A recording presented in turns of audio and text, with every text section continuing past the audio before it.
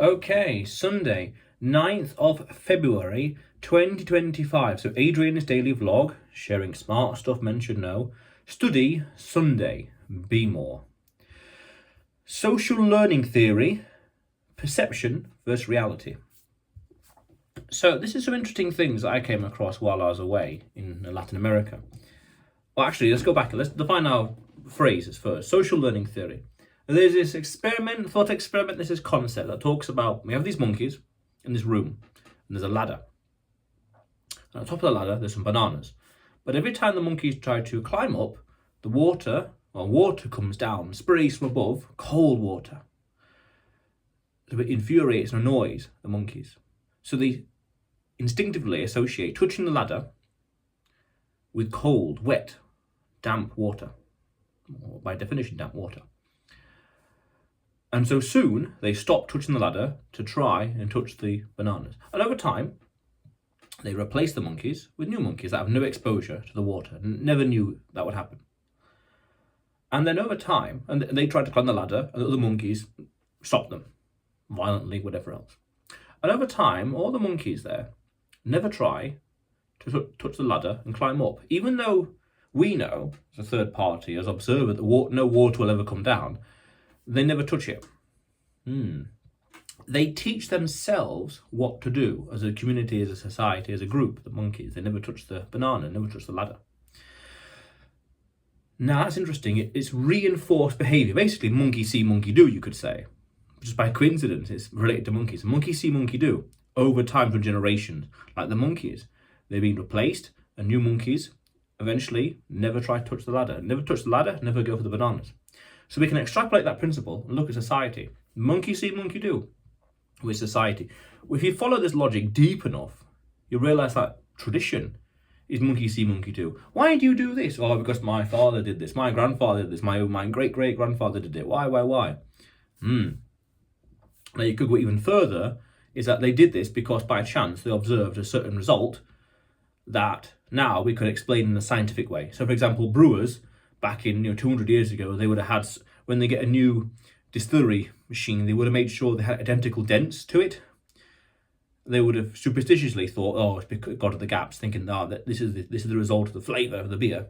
But really, we know it's through the chemical reaction, the structure, the surface area, things like that. But that's a whole other conversation. But monkey see, monkey do. Now, I saw this 2 times distinctly in Latin America. And this is interesting because it shows this gap between perception and reality. As I said before in a previous video, we need to tighten this gap. The tighter this gap is, the better we have, the better understanding of reality we have. So in Ecuador, for example, not far from where I was staying, there was a park nearby. And that park had a reputation of being dangerous at night. But I thought, hang on, paradoxically, that's not true. And this is my logic. Everyone thinks the park is dangerous. The general consensus is that park is dangerous at night. Don't go there. People don't go there. Fair enough. So then if I'm a robber, if I'm a mugger, and there's people walking on the street at night and I want to steal stuff from them, I'm not going to hide in the park because there's a reputation of being dangerous, so no one goes there. I'm going to go somewhere else. That street there. No one talks about that street there, but everyone talks about the park. So I'm not going to go there because by definition, I'll be there all night and I'll see no one. Maybe, I guess, one person. Is that worth the time and energy? Not really. So therefore, paradoxically, if everyone thinks it's dangerous and no one goes there, then by definition, no one will be there at 3 a.m. Okay, now, of course, it's pitch black. It's a different story. And a similar thing in El Salvador as well. I did a video about this. On the east side of El Salvador, there's a neighborhood called Soyapango. And everyone said it's dangerous. It used to be dangerous. But, things and policies and police, things change. And I thought, well, if it has the perception of being dangerous, again, the perception, heart, mind, soul, the feeling of it. Okay, well, let's challenge this theory, this social learning theory, and let's challenge not challenge is the wrong word, but let's try it, the policies, how it's safer it is today, and go there. I went there, I had to walk through the place, a good 30-40 minute walk from one end to the other, through the neighbourhood, different roads, different streets. No problems. Fair enough. That was during the day. Now this place that was near my Airbnb in Ecuador, in Quito, Ecuador, And now that was at midnight, 3 a.m., 4 a.m. I was not willing in general, out of principle, to go there because people say it's dangerous. And there's an interesting paradox as well, the paradox within the paradox. People say it's dangerous, they don't go there at 3 in the morning. Fair enough. So then who would want to go there? By definition, people who don't want to be seen. People who are doing things that don't want people to know about. Let's say, Fight Club, for example, or criminals in general. They have secret meetings. I mean, you could say a little fantastical, but it's very plausible.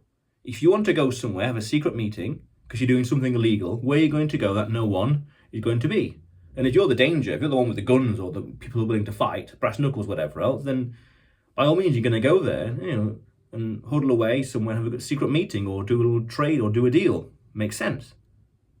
During the night, 3, 4 a.m. But paradoxically, most of the time, it's going to be safe. No one's going to be there. And that's that perception. Same with Soyapango. I spoke to people at the time who had not been there in 10, 15, 20 odd years. Fair enough. And there I was. I had a casual walk for the place. Uber, shopping centre, walk north, a little shopping centre area, super select us, Uber back. Nice little loop around the city. Checking it all out. Wow. That perception and reality. Social learning theory. The principle then would be, why are we doing this? Why do we believe this? Why do we behave like that? Why do we all think it's dangerous? If we all think it's dangerous, what does that mean? If we all think it's safe, why is that? Why do we have this general consensus and this idea that this thing is as the way it is? The park, why do you think it's dangerous? Do we know it's dangerous? Have you been in a walk through it? So say with Soyapango, do you know it's dangerous? Do you know it's safe? Have you walked there? Have you seen it with your own eyes? Have you touched it? Have you been there? That's the crux. Because then you could, like the monkeys, not going to touch the ladder to get the banana because everyone else says it's dangerous. But how do you know? Now, of course, there's still that possibility, and that's what makes us human. That it's almost quasi-superstitious. Oh, we don't know. The unknown. Fair enough. We just don't know. We don't know. There's many factors and things we don't understand. That's important.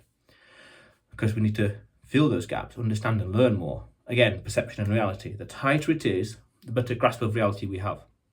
That's the crux. That's the interesting paradox. Narrow that gap between reality and perception. Very important in all aspects of life. All aspects of life. Basically learn more, understand reality more, understand, in this context, psychology more, incentives. Who would want to go there at 4 in the morning? Well, criminals who don't want to be seen. But a mugger would want to go there, a dog walker would want to go there, and if the vast majority of people would want to go there, then that means the vast majority of time it's going to be safe. But then there's that superstitious side, in the darkness, we don't know what's going to happen there, monsters in the dark, the reptilian mind speaking, alarm bells going off. Fair enough. But then Soyapango, during the day, midday, sun, light, people, no problems. Fascinating. But then you can go one step further and say, well, you've got to have the tenacity in life to do stuff, i.e. not living in fear, i.e. not succumbing to the social learning theory, the perception around you, the culture around you, and being swallowed up, gobbled up by the fear, the dread. Interesting. I did a few videos about this. I did an interesting video about Ireland. Leaving England, a man, coming back a champion. Things like that. Have tenacity in life. Very interesting. But otherwise, Adrian's daily vlog, sharing smart stuff men should know. Subscribe for more, and you will see me tomorrow.